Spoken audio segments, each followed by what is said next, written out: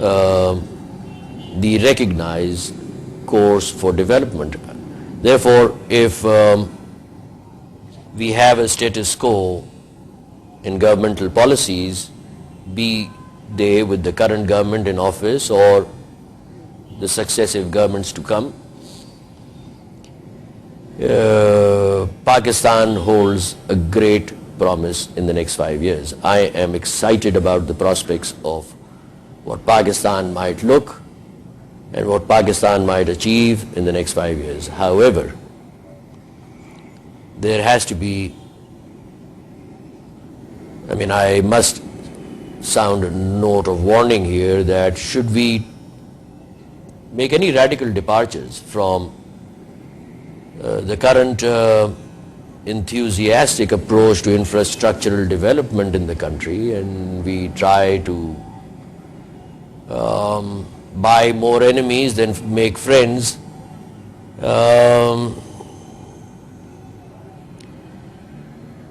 regress this time around can be very, very fatal. Can be very, very fatal, can be very, very expensive. It'll be a sad day to see that happen. But as we are headed at this point in time, and it is only my prayer that the region remains calm, then of course I'm excited about what Pakistan will be and what Pakistan will present in the next 5 years to come. 1934 کا act تھا insurance act, وہ اس کی جگہ insurance ordinance اگست 2000 کا پرملگیٹ کیا گیا, اس کو لایا گیا, اور اس کو لانے میں آرتھر اینڈرسن ایک کمپنی ہے جو کہ اب ختم ہو گئی, اس کو کنسلٹنسی کے طور پہ حکومت پاکستان نے $150 ملین لے کے رکھا اور انشورنس آرڈیننس 2000 لے کے آئے. شکایت ہے, کیونکہ شکایت کرنا چاہیے, بالخصوص آپ کے پلیٹ فارم کی جانب سے, کہ یہ جو حکومت پاکستان اور اس کی بیوروکریسی کا ایک رویہ رہا ہے کہ ملک کے اندر وہ صلاحیتیں نہیں ہیں یا ہم لوگوں کے پاس وہ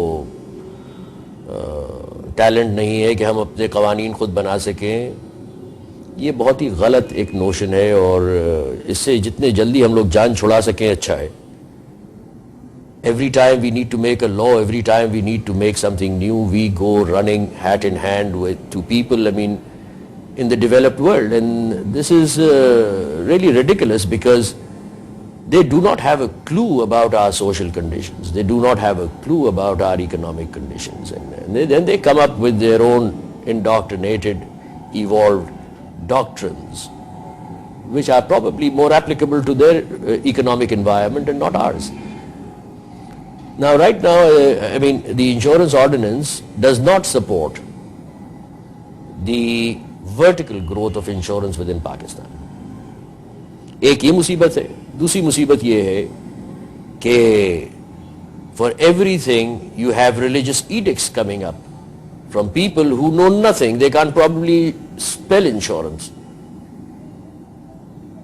اب کوئی اٹھتا ہے ایک مولوی, وہ اٹھ کے فتویٰ دیتا ہے کہ بھائی یہ جائز ہی نہیں ہے. اس کا متبادل نظام کیا ہونا چاہیے اس کے علم میں نہیں ہے, اور اس کی بنیاد یا اس کا ریسرچ جو ہے وہ اس لائق نہیں ہے کہ وہ اس سے فتویٰ لیا بھی جائے. اسلام میں شورا ہے. اگر میں انشورنس بیچتا ہوں تو مجھ سے آپ آ کے پوچھیں کہ بھائی آپ اگر اسلام کے نظریے کو سمجھتے ہیں اور اگر آپ مسلمان ہیں تو آپ بتائیے کہ یہ جو کام آپ کر رہے ہیں یہ جائز ہے یا ناجائز ہے, اس کی دلیل دیجئے. ہاں, اگر میں وہ دلیل دینے میں ناکامیاب ہو گیا تو ٹھیک ہے, کسی اور سے آپ لیجئے, پوچھئے. مگر کسی مولوی کو آپ پکڑ کے لے آئیں جس کو اقتصادیات کا کوئی علم نہ ہو, جس کو بیمہ کا کوئی علم نہ ہو، اس سے آپ کہیں کہ صاحب آپ ایک فتویٰ دے دیں، وہ فتویٰ دے دیتا ہے. اب وہ فتوے کی کیا وقت ہے؟ تو ہم لوگوں کی انڈسٹریل گروتھ، بالخصوص انشورنس کے زاویے سے میں کہوں گا، اگر اس کے لیے ہمیں باہر سے جو مصیبتیں لاحق ہیں وہ تو اپنی جگہ، کیونکہ ہمارے یہاں ریسرچ اینڈ ڈیولپمنٹ کا کوئی ماحول ہی نہیں ہے، وہ تو اپنی جگہ ہے. جو اندرون ملک سے ہمیں اپوزیشن لاحق ہے، وہ قطعی طور کے اوپر انڈسٹری کے لیے برا بھی ہے اور غیر ضروری ہے، اس کی ضرورت ہی نہیں ہے. کہیں بھی اکنامک ایوولوشن کے اندر free enterprise, the freedom to indulge in enterprise is basic. You have to allow the enterprise to evolve, and if you find any social evils or social ills, should you restrict it. بھائی night clubs آپ کھولتے ہیں مغرب میں، انہوں نے اس کو رائج رہنے دیا. ہم اگر کھولتے یہاں کے اوپر تو اس کی برائی یا اس کے جو اثرات ہیں معاشرے کے اوپر اس کا جائزہ لیتے، اس کو بند کر دیتے. جو چیزیں ہمارے مذہب نے حرام قرار دی ہیں وہ حرام ہیں، جو حلال قرار دی ہیں وہ حلال. مگر انٹرپرائز جو ہے، سرمایہ کاری جو ہے، اس کی کھلی چھوٹ انسان کو ہونا چاہیے.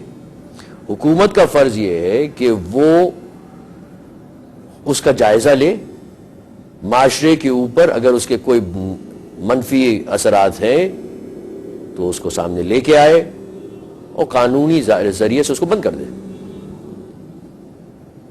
بینکنگ ہے مثلا، اس کا اسلام میں کوئی تصور ہی نہیں ہے.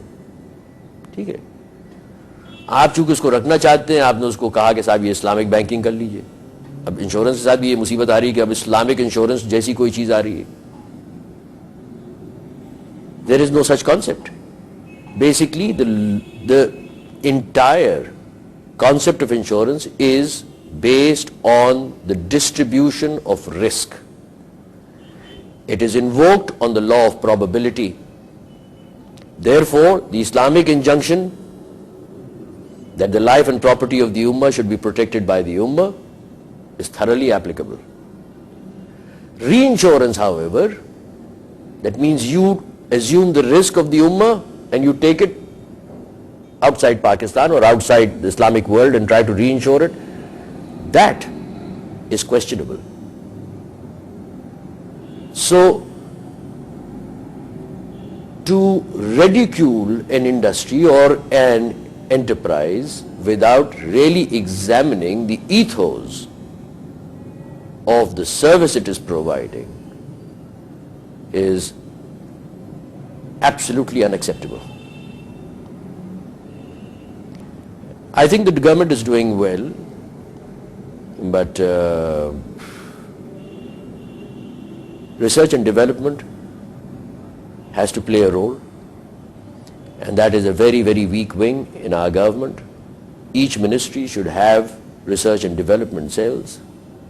They should be able to place analysts there, place people who are indulging in this.